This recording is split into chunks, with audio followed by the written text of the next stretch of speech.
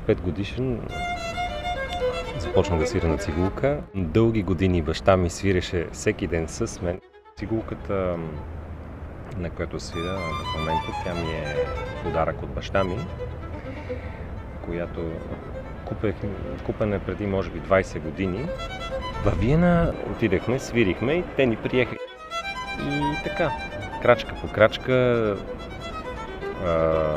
се приближавахме към професионалния живот на цигулар и на музикант. Сега, гледайки назад във времето, определено бих казал, че Виена е едно изключително място за хора, които се занимават с класическа музика. Не случайно се нарича меката на класическата музика.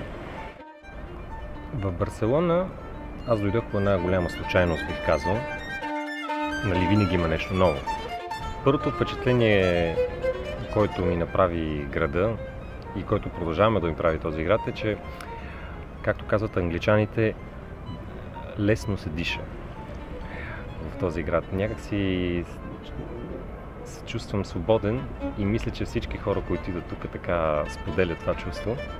Свирането на сцената под напрежение, след това, когато нещата се получат добре, удоволствието е изключително голямо. Домът ми е там, където са ми приятелите. Имаме много добри солисти в операта, певци и може би това е едно от най-важните неща. Удоволствието от работата. Харесва ми да правя снимки. Най-вече ми харесва да правя снимки на хора, да ги хващам в някакъв такъв емоционален момент.